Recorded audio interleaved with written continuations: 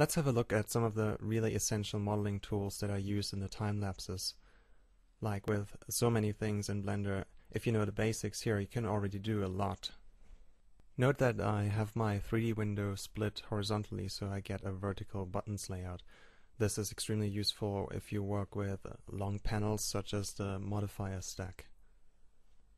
The two modifiers that I use the most are the mirror and the subsurf modifier. If we tab into edit mode,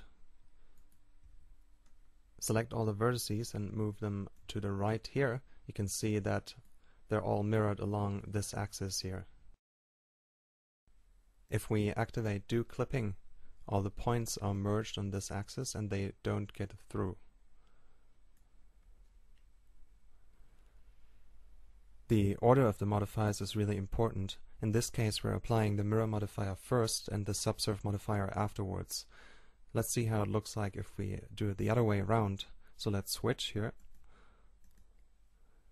Now, first our mesh gets subsurfed and then mirrored, which results in a really ugly crease here in the middle. So, in most cases, if you're modeling a mirrored organic mesh, then just apply the mirror modifier first, and then afterwards the subsurf modifier.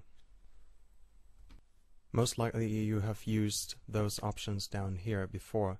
You can either select vertices, edges, or faces.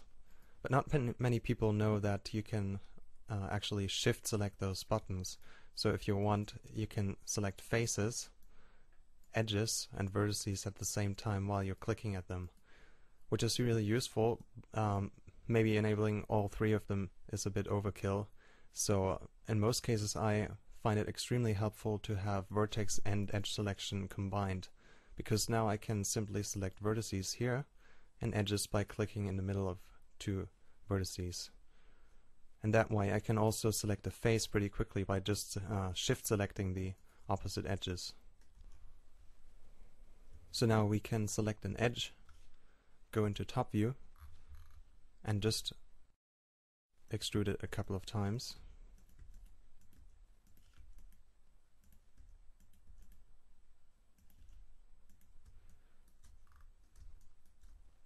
You can tell from my clicks that it's really just a lot of unnecessary work. So another really quick way of extruding things is just having a selection and then just holding down Ctrl on your keyboard and clicking somewhere in your 3D window.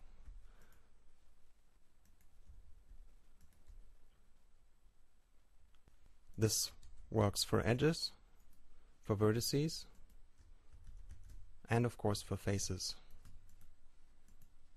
Although you have to watch out, as you can see here, that when you're extruding a face it can result in a really messy mesh.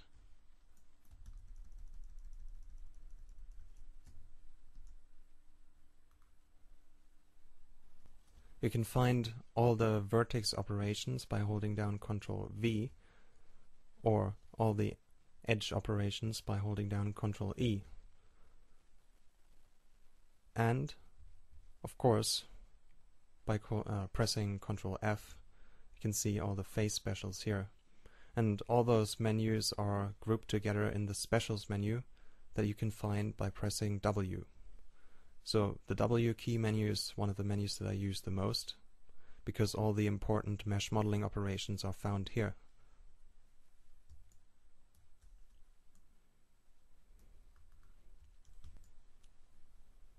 The most important tool for adding details to your mesh is the loop cut tool that you can find in the Ctrl E menu. You can also find this by pressing down Ctrl R, and now you can see that on wherever our mouse is floating over, we can quickly make a new edge loop here.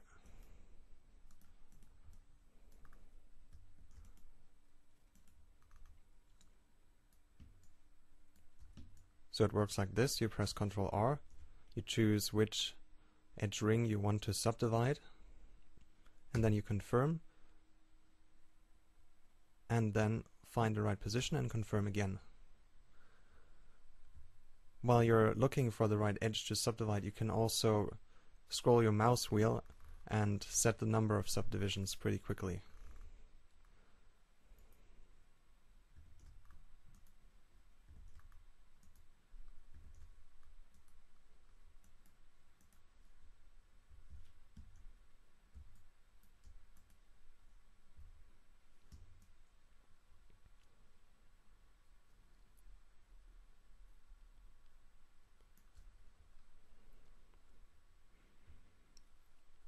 Also, by confirming a cut right away with the middle mouse button, you set a cut right in the middle.